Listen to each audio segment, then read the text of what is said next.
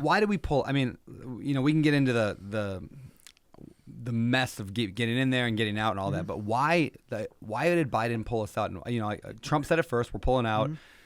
Biden then pulled us out. Why? Like, what was it? Political? Like, the election season coming up? What was that? Well, I'll say this. First of all, Trump did initiate this, and I don't agree with that. I was the veterans policy surrogate on the Trump campaign, and I will say, and I would say it if President Trump was in here, I did not agree with him initiating that conversation. However, there was a difference in the strategy, and Mike Pompeo, Secretary Pompeo, say this. What President Trump intended to do was declare the victory, hand Bagram Air Force Base over to the international community, and then the U.S. So this base went to the Taliban, and it would have equipped the Afghan National Army and would have kept the contingency there. So it would have been a coordinated thing. It would have maintained Bagram Air Force Base. And the deal with the Taliban, again, I don't agree with him having a deal with the Taliban, but what his deal with the Taliban was, it was terms. There was terms for it. They had to agree to these certain terms and not a timeline. So Biden came in and said, we're gonna leave by a certain timeline, and there was no terms attached to it. There was no consequences attached to it. So there's a big difference in those two strategies.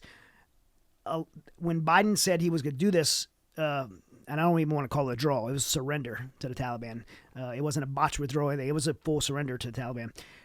First of all, you have to know his Joint Chiefs, General Millay's office, and all the generals advised against it. They were on record advising against it.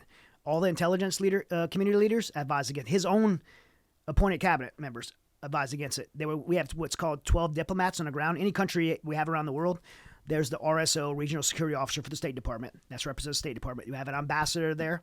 We have our chief of station who represents the CIA there. And there's diplomats on the ground. And their responsibility is to be able to assess the climate of that area and be able to advise the Secretary Blinken of the State Department and President Biden in the White House. Those 12 diplomats sent what's called a dissent cable, a secure cable, to the White House and to Secretary Blinken, Secretary Blinken's office to advise the president, do not withdraw, do not execute this withdrawal.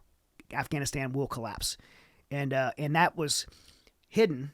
It came out during the Senate hearings, and Congress had to actually subpoena it. Secretary Blinken still didn't want to turn it over. He had to threaten to hold them in contempt. Would have been the first time in history. And then when it came out, we've seen these 12 diplomats advise. So I'm saying all that to say President Biden had 100% of his advisors told him not to, yet he alone chose to do it anyway. Even his Secretary of State, he alone chose to do it anyway.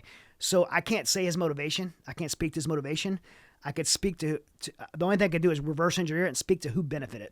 The only person that benefited from the withdrawal of Afghanistan or surrender of Afghanistan was not the American people, certainly. It wasn't our international partners who knew nothing about it, and now they're the world's more dangerous place because of it. It wasn't the Afghan people, the 40 million Afghan people, 20 million women and little girls that are now sexually enslaved as young as 9 years old. It was and starving to death and freezing to death. It wasn't our SIVs the 100,000 SIVs we left behind, or our Americans we abandoned there. The only people that benefited this was our enemies, China, Iran, Pakistan, ISI. That's the main beneficiaries. Pakistan, ISI because it's the most strategic intelligence place in the planet. Iran because they, from a security standpoint, they wanted Afghanistan as well, and they want to be able to move sanctioned oil to China, who wants to buy it. Because Afghanistan's in between China and It's Iran, between, right? yeah. And the only way they can move it across that land or pipeline, which they were already building infrastructure, they just couldn't do it. And so immediately they started moving sanctioned oil.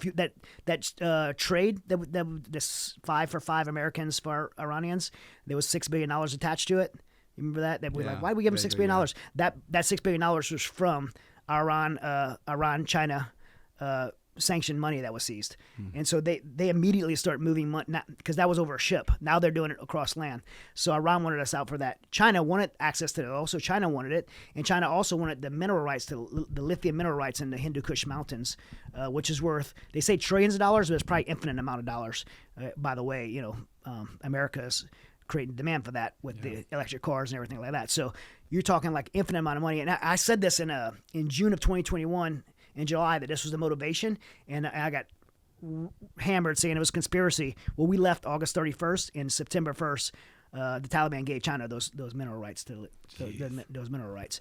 And so I can't say why President Biden made the decision, but I can easily point to, without conspiracy, who benefited from it. And again, Pakistan, ISI, pretty much runs Afghanistan now. The Taliban is just a front, just a face.